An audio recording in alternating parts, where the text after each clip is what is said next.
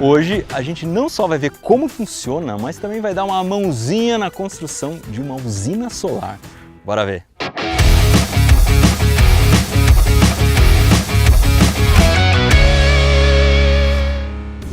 Está indo para São Gonçalo do Gurgueia, no sul do Piauí. Como você deve ter imaginado, é um dos lugares mais ensolarados do Brasil. Perfeito para construir uma usina solar. Para chegar lá, a gente tem que sair do aeroporto de Guarulhos, aqui em São Paulo, voa até Brasília, onde a gente troca de avião, desce em Barreiras, no extremo oeste da Bahia. Então a gente pega um carro, anda 3 horas até Corrente, que já está no Piauí, onde a gente dorme num hotel, e no dia seguinte anda mais 40 quilômetros até chegar no Parque Solar São Gonçalo, da Enel Green Power. Ele é o maior parque solar do Brasil. A energia solar é uma das mais limpas de todas, é uma energia totalmente renovável. Isso quer dizer que a gente pode usar esse recurso da natureza, que ele não vai acabar. É muito diferente do petróleo, por exemplo, que além de ter um fim, ele gera muito gás carbônico. Aqui muito pelo contrário, a gente evita a geração de gás carbônico. São 8 horas da manhã, eu vou botar uma GoPro fazendo um time-lapse e a gente vai ver o movimento das placas ao longo do dia. Umas 6 da tarde a gente volta aqui.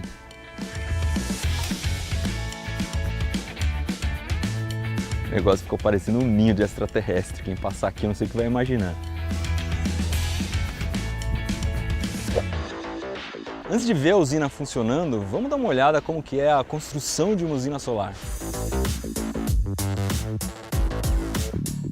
O primeiro passo para instalar a usina é ter um terreno limpo e plano do jeitinho que você está vendo aqui. A primeira peça que vai ser instalada é essa estaca que vai sustentar toda a estrutura das placas solares. Ela tem 4 metros de comprimento e metade dela tem que ser fincada na terra. Isso é feito por um bate-estaca que é operado por controle remoto.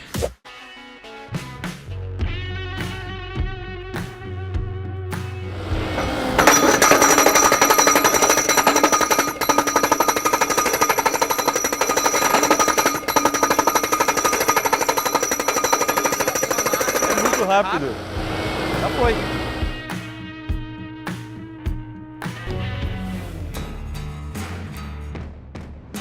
Em cima de cada estaca vai ser instalada uma base de metal. Essa tarefa é feita por mulheres, que aqui em São Gonçalo são 15% da mão de obra, que é bem mais que a média nesse tipo de projeto. Uma manipuladora, que é esse trator imenso vermelho, vai instalar um eixo quadrado de 230 kg sobre as estacas.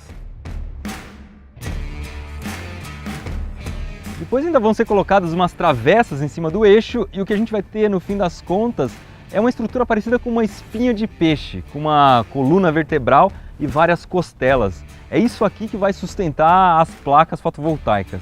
Mas esse lugar é grande, muito grande, é gigantesco. Ali ainda está só começando, mas eu sei que você está curioso para ver as placas.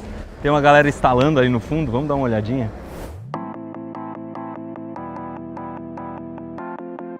O parque vai ter 2.200.000 placas, então o processo de instalação tem que ser muito simples para não dar trabalho. Vamos tentar fazer.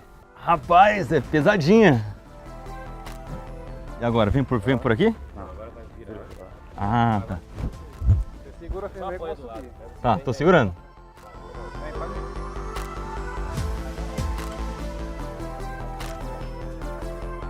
Agora encaixo aqui, né?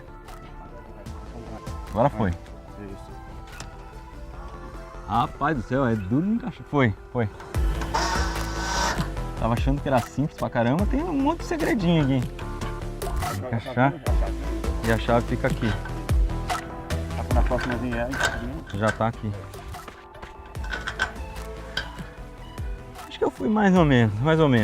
Depois de 1.800.000 placas, acho que fica bom. Levanta, tira. Tem que levantar um pouco mais aqui. Agora foi.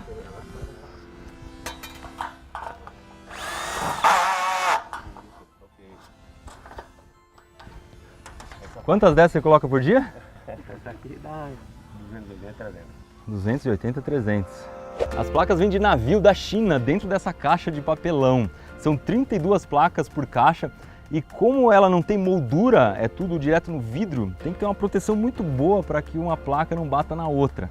Tem também um sensor dedo duro bem interessante nessa caixa. Esse adesivo tem 2 tubinhos brancos e se alguém transportar a caixa de um jeito muito violento, bater nela, eles vão ficar vermelhos e isso indica que tem alguma coisa quebrada lá dentro. Seria bom se a gente pudesse ter isso na mala no aeroporto. Vamos tirar da caixa para ver se ele fica vermelho.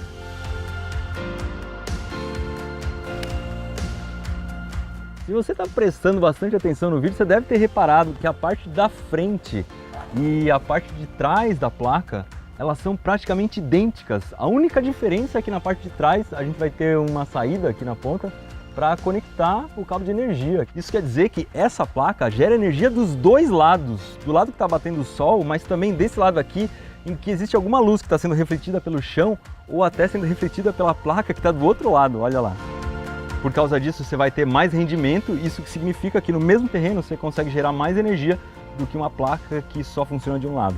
A estimativa é que uma placa dessa dure 25 anos e uma das grandes preocupações da Enel é que essas placas sejam recicladas depois. Então a ideia é que 25 anos depois elas voltem para a fábrica, sejam desmontadas e o vidro e todas as partes sejam reaproveitados. Você deve ter reparado que algumas estacas têm um equipamento vermelho em cima. Isso aqui é um tracker. Tem um motor, uma caixa de redução que faz o movimento do motor ficar muito lento, mas também muito forte, e uma caixa preta que é quem controla o motor e toda essa estrutura. Isso serve para movimentar o eixo e inclinar as placas.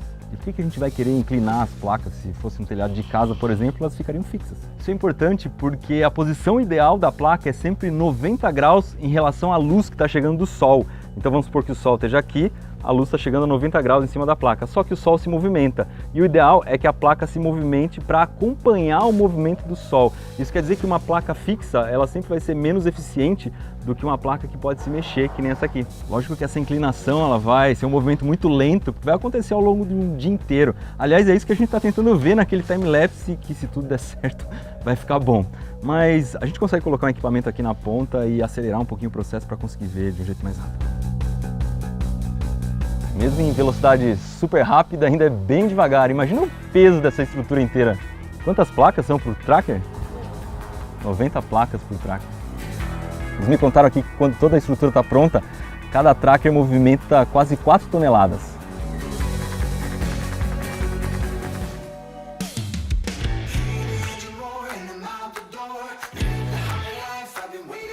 Eu quero chegar mais perto das placas, só que para cruzar essa corda aqui, eu já preciso usar uma camisa anti-chamas.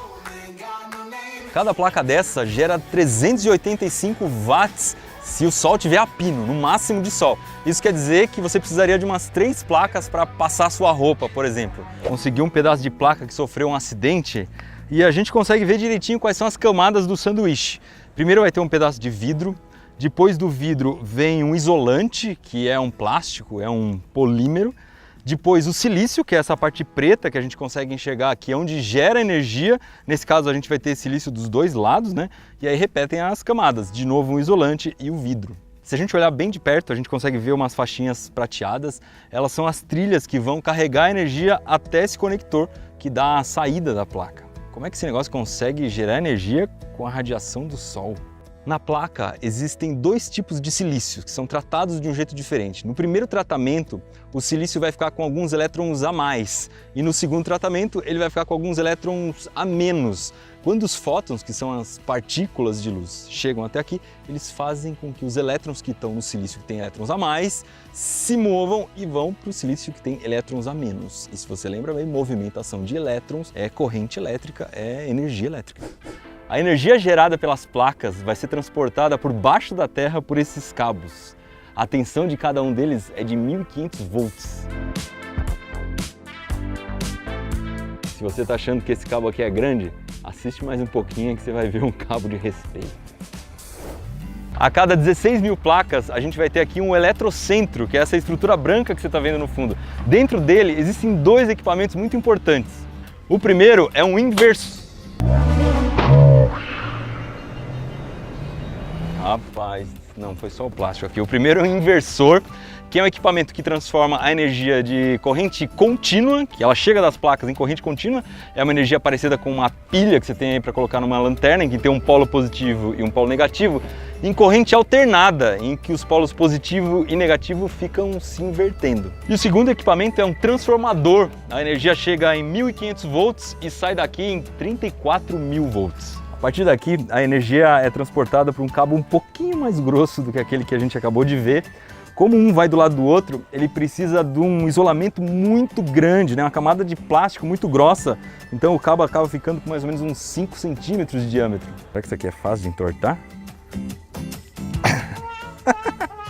Não entorta, mas nem que a vaca tussa. O último lugar em que a energia vai passar é por essa subestação.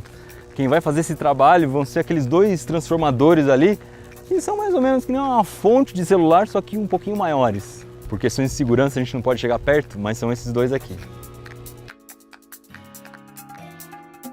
Se a energia solar é tão limpa, por que a gente não tem muito mais usinas que nem essa aqui? Por que a gente já não substituiu todas as usinas que poluem mais hoje?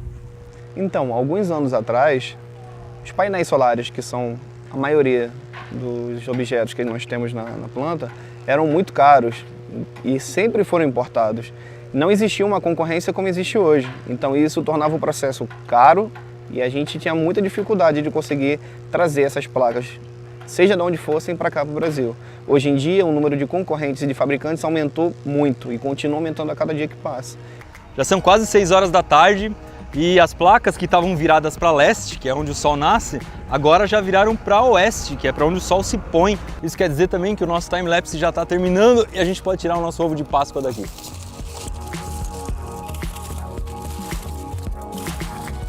Bastante gente perguntou se as placas conseguem gerar energia a partir da luz da Lua.